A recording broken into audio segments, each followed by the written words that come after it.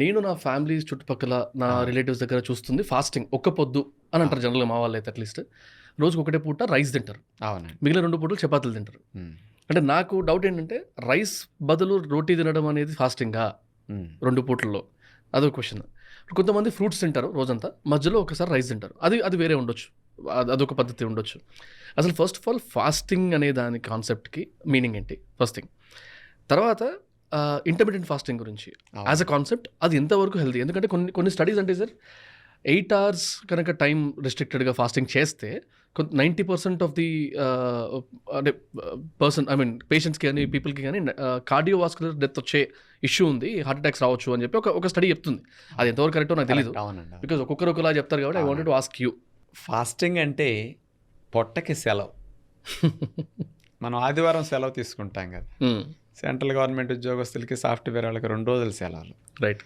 కానీ మన పొట్టకి ఒకరోజు కూడా సెలవు లేదు కదా. ఎందుకు సెలవు కావాలి ఆదివారం మీరు చెప్పండి. ఇప్పుడు కొంచెం రీసెట్ చేసుకోవడానికి, కొంచెం రిలాక్స్ అవ్వడానికి, మళ్ళీ ప్రొడక్టివిటీ మంచిగా ఉండడానికి. మరి బాడీకి అక్కర్లేదా? 100% కావాలి సార్. అంటే రిటైర్మెంట్ ఏజ్ వరకు ఉద్యోగం చేయాలి, కానీ నీకు ఆదివారం బ్రేక్ కావాలి. ఆ ఉద్యోగం చేయడానికి ఇది కావాలి, దీనికి మాత్రం బ్రేక్ అక్కర్లేదు. ఆరోగ్యానికి మంచిది పొట్ట మార్చు అంటే కంట్రోల్ రాదు. ఎవరు ఫుడ్ను వదిలేసి త్యాగం చేసి నిగ్రహించలేరు. మన ఋషులు మనిషి యొక్క బలహీనత భగవంతుడు, పుణ్యం, వాటిని ఎరవేసి చేపను పట్టడానికి ఎరేస్తారు. ఆ వంక చెప్పించి అన్ని ఆధ్యాత్మిక మార్గాలు, అన్ని రకాల మతాల్లో కూడా ఫాస్టింగ్ని భగవంతుడి పేరు చెప్పి ఇంట్రడ్యూస్ చేశారు. కానీ పూర్వం రోజుల్లో శనివారం ఉపవాసం పెట్టారు. ఉపవాసం చేయటం కుదరన వారికి శనివారం ఏకభుక్తం అన్నారు. ఏకభుక్తం వేరు, ఫాస్టింగ్ వేరు. రైట్. అంటే 1 పూట బడి వేరండి, 2 పూట్ల బడి వేరు, సెలవు వేరు. ఈ మూడింటికి డిఫరెన్స్ మీకు తెలిసింది కదా. అంతే సార్. అట్లాగే ఫాస్టింగ్, ఇంటర్మీడియట్ ఫాస్టింగ్, ఇవి డిఫరెన్స్లు అట్లా అన్నమాట.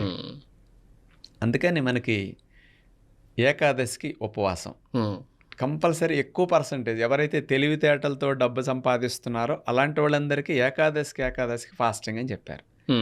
ద్వాదశి అంటే ఏకాదశి నెక్స్ట్ డే అని ద్వాదశి అంట. ద్వాదశికి 1 పొద్దు.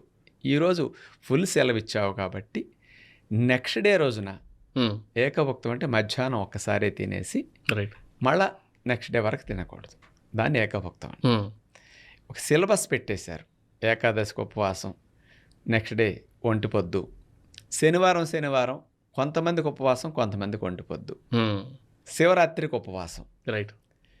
కొన్ని వ్రతాలప్పుడు, పూజలప్పుడు, కొన్ని కర్మకాండాలప్పుడు కూడా ఏకభుక్తాలు పెట్టారు. అంటే అట్లా సిలబస్ పెట్టకపోతే మరి జనాలందరికీ ఎట్లా? అందుకని ఒక ఆచారాల్లో పెడితే తాత నుంచి కొడుకు నుంచి కనెక్షన్ ఏర్పడుతూ ఇట్లా వచ్చేస్తుంది. ఒక ఫాలో అవటం అనేది ఒక ప్రొసీజర్ ప్రకారం వెళ్ళిపోతుంది. ఆ రోజుల్లో రాజ్యాంగం ఇలాంటివన్నీ ఆచారాల్లో రావటం. మనకు దేశాన్ని నడిపించడానికి రాజ్యాంగం ఉంది.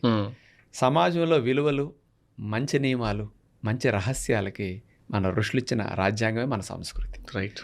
ఆ సంస్కృతిని ఎప్పుడైతే మరిచామో ఇవన్నీ దూరం అయిపోయాయి.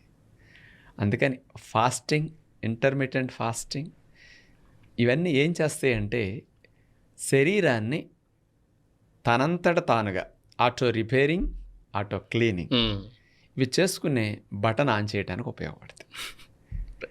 డైజెస్టివ్ సిస్టమ్ ఆన్లో ఉన్నంతసేపు రిపేరు, క్లీనింగ్ సిస్టమ్ ఆఫ్లో ఉంటుంది. ఎప్పుడైతే డైజెస్టివ్ బటన్ ఆఫ్ అవుతుందో auto repairing, auto cleaning button on అవుతుంది. అదే ఆటోఫాగి. రైట్. ఈ ఆటోఫాగి 1962లో చెప్పబడింది.